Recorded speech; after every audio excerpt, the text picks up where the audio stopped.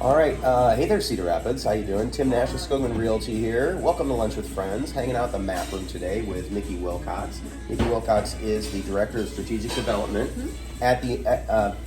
Now I'm going to mess up the Metro Economic Alliance. I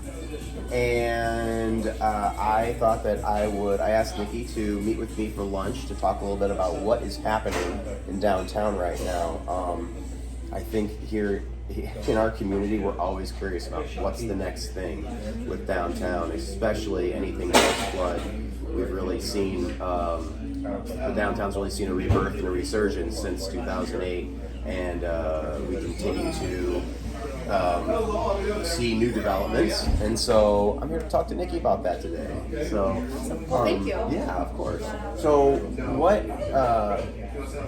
what's going on right now? Let's get a big picture. goodness. What's going on? I know it's a horrible question to ask her, isn't it? Well, I mean, what's funny is, we're approaching fourth quarter. Everyone's getting in budget season and kind of, I don't say winding down, but kind of getting to year end. And I feel like we are just beginning because this time last year we put out an RFP, so request for proposal, to downtown consultants. Basically saying we want your help on what downtown should look like in the future, because we had a plan in 2017.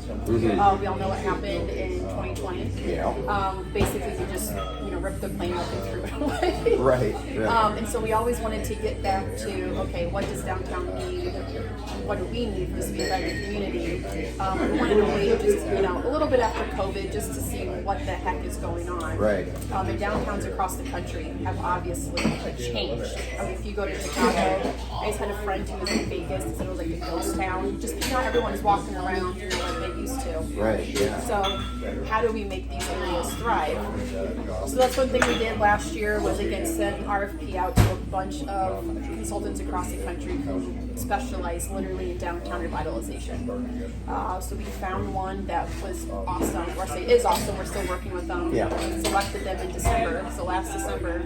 And since then, it has been pedal to the metal. They had their first site visit in March, where we talked with almost 100 stakeholders about what downtown needs, pros and cons. Then they came back again in May. And right now, we say that we're approaching fourth quarter, or the final score of the game, because they're developing the plan right now. Okay. So they released the draft in August, which I said I'd send to you. Yep. So we'll have it. so So you everyone guys can can see click it. on a link and you can look at did you say it's 80 pages? It's about 80 pages. About 80 pages. So Full of data, and again, it explains why they got to where they were. So the link is for the engineers. Yes, Yeah. and the accountants, IT And the accountants, people. yes, exactly. But they didn't want to build a plan that they thought we should have. They got input from 1,600 stakeholders here in the Cedar Rapids Metro about what do you want the downtown to have. This is really the community's downtown vision plan. Right. So the company we use is called Puma. It's not the shoe company. Right. Progressive Urban Management Associates. Okay. But again, with meeting over total, I think it was 300 stakeholders, and it was 1,200 survey respondents, or 1,400 respondents. So it was over 1,600 people that said what they want downtown to be. This is all in the survey data too, but the number one overwhelming response in every single stakeholder meeting and all these surveys was embrace the river. Yes. You mentioned the I flood. heard that. Yep. For so long, we've turned it back to the flood, which we understand it devastated our town. 100% agree. But now we have this amazing asset that not a lot of downtowns have in their backyard, Yeah. and it's right here. What can we do to embrace it? So that was number one. And I think that what we have seen up until this point is like we've put in those practical the berms and the floodgates. Like it's like we've prepped it. Yes. We've prepped the river in the event of another flood, God forbid. So now that we've prepped it and we've got it how we want it, or we're going to have it how we want it, now how do we embrace it and how do we incorporate the river into how we live in our community? Yes. Right. And so one idea was, again, to embrace the river, which has been widely popular for people I've talked to, is to turn the 2nd Avenue Bridge downtown into a pedestrian bridge. That's my favorite plan. I know. It's like, how cool, because the main thing what the consultant said is that we have lots of hot spots in downtown. Yep. We're going to have the First and First, Pickle Palace and Big Grove. Yep. Then we have, 3rd Street and 2nd Avenue where Cliffs, Pub 217 and everything is. and then you have Nubo, and then you have Czech Village. Yep. And so they were saying it's great, but it's all just disjointed. Right. So it's how do we connect these? How do we make it so it's free flowing, everyone's bouncing around? In the Second Avenue Bridge, it's perfect because it connects first and first to our downtown core. Also, the thing I love about the Second Avenue Bridge, I am on the Veterans Commission board for the Vets Memorial Building, and I love that building so much, and nobody knows about it. I mean, you know, and so I feel like that plan incorporates that. I don't know what people are going to do with it yet. I don't know how it can play a role, but I think that really is going to, that's an opportunity 100%. for that building. So Well, in Maze Island. yes, and I mean, that big huge, it's Yes. literally a park Yes. that nobody ever uses. you Yes, know? Yeah. and so it's like, how do we, and what the consultants kept saying is, we're not asking you to build a bridge, we're not asking you to build anything. Right. It's what do you guys have that you can just enhance. Yeah. The bridge is already there. Yeah. So it's not like we're asking for, $30 million. And it's not busy ever. No. Like even when there's nothing on Sierra, there's no roads are closed or anything. You drive on the Second Ave Bridge, and it's the least busy of any of them. Yes. Third Avenue Bridge is like the second one that's just not very busy. And so some ideas again they have is doing a traditional boardwalk, like where you're actually walking along the river, Sure. have a designated fishing spot, fishing pier, have some benches, lots of flowers, and then maybe put food trucks on there, ice cream trucks, or have bands come playing, or make it there's been dog parks people have been asking for. Sure. Do we have that grassy area be a dog park? We've had a lot of families and a lot of stuff for kids to do. And so, does a boardwalk help that? Do we have kind of what Nubo has is it's playful art. It's technically art pieces, Right. but it's interactive. Right. Kids can play on it, climb Yeah. on it. Green Square has it too. Yes, yeah. Do we put those elements also in Maze Island just to have that more family feel too? Well, and I think I like the idea of a family feel, and I think one thing that it was when we first started seeing downtown like revitalized, whatever you want to call it, we were like, we want restaurants. We want restaurants and bars. We want, and that'll bring people to downtown. And I feel like, not that, it wouldn't be nice to see another new restaurant if it was a great one, but I mean, I feel like we have that.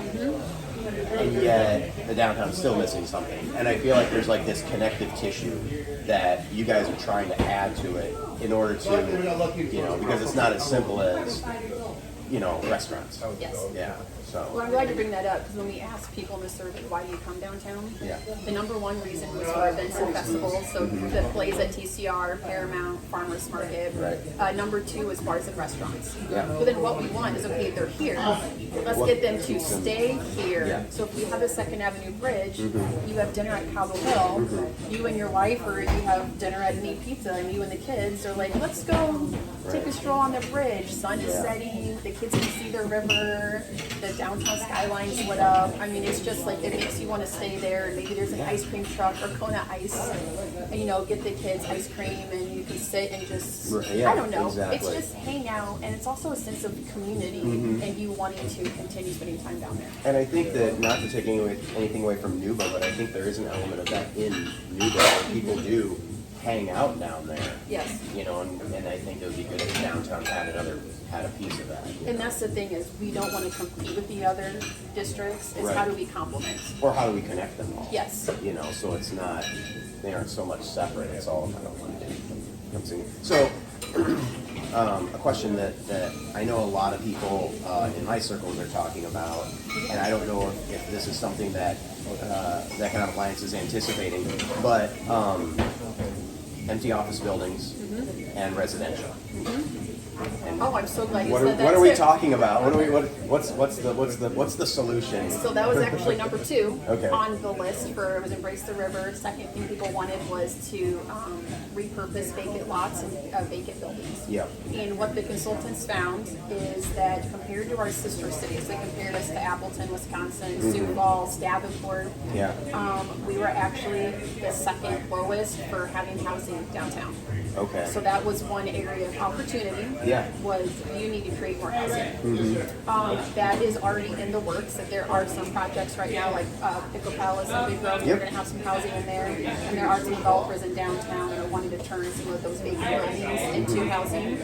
Mixed use has been a big one too. Are we talking mixed like condos and apartments? Like what what's the? So as of right now, they're more apartments. More But apartments, and the yep. data shows when we asked again, would you live downtown? 40% said no. Right. So people were like, oh, that's a lot. That means 60% would consider it. That's huge. Of our Right. 1,600 respondents, that 600 would say they would. It was pretty evenly split, but it was leaning more towards ownership. But they wanted Yeah. to own the condos and not rent. So it was, do we Yes. have some that you can, buy, but then we have kind of starter apartments for those 22, 23-year-olds who want to live downtown. Yeah, no, exactly. Well, and I think also there is a market for, and I don't know, construction being what it is there a market for,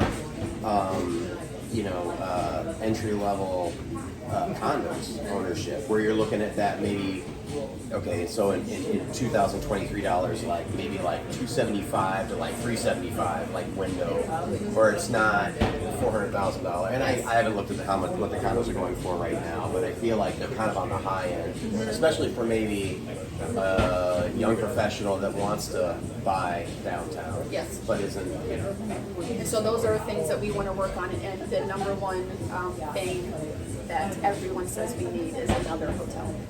Yes. That has been stated over and over. So that is also on the list. Hotel, housing, and embrace the river. Is there a plan? I know somebody bought didn't they buy the Guarantee Bank Yep. building, but is it not a hotel?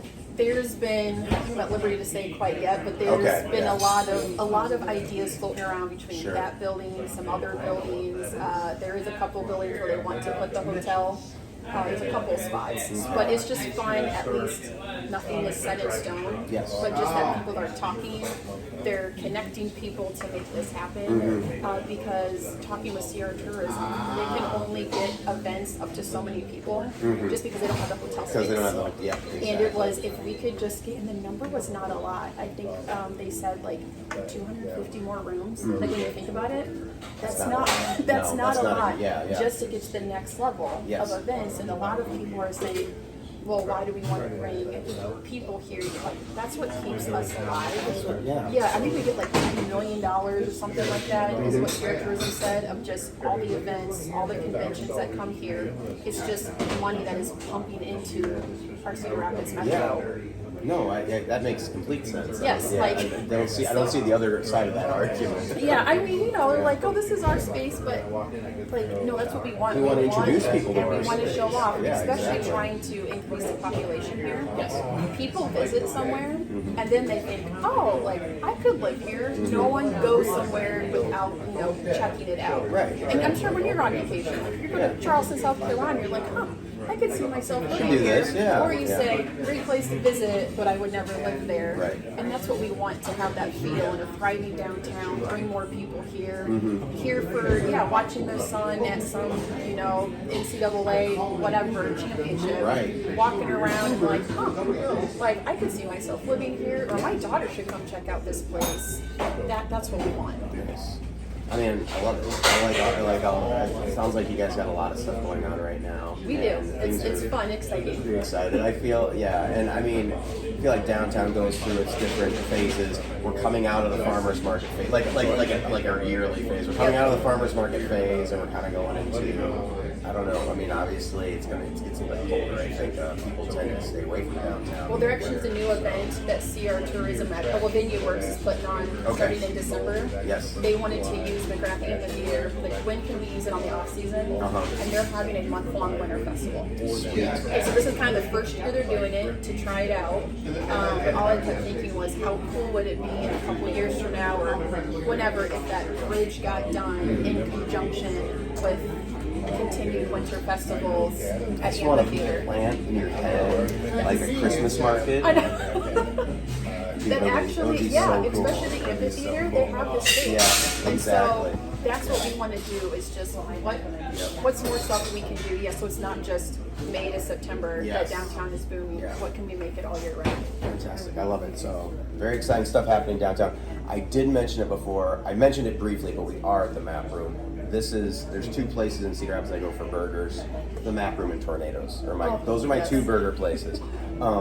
here, it was like 2 months ago. I was downtown. I was just hungry, and I just wanted like a cheeseburger. I just wanted a good old fashioned cheeseburger, and they have all different kinds of burgers here. But I came here and I just looked. I was like, yep, I want the Springfield, and it was just a really good old fashioned cheeseburger. But like today, I ordered the Saigon, which I know is like a banh mi Vietnamese inspired burger. You got the Marrakesh, Yes. which I had on Friday. Yes, I was here on Friday.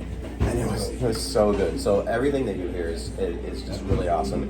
And the thing I like about the map room is I think it's kind of unassuming. I 100%. I mean, it's just a little box. You don't really, and so I don't think people expect much. And then when they come here, they're very pleasantly surprised. I'm not pleasantly surprised anymore because I know what I'm going to get, and it's always going to be good. So I'm always excited. And they're locally owned. That is always very important. That's right. And they use local vendors. Yes. Yes. We didn't get to the buy local program, but I think we're That's out of time. okay. That's okay. So, Nikki, is there anything else you wanted to mention? No, I just want to thank you for this time. I really appreciate it. No, this has been awesome. Oh, Perfect timing. perfect. Look at this. You too. Thank you. So much.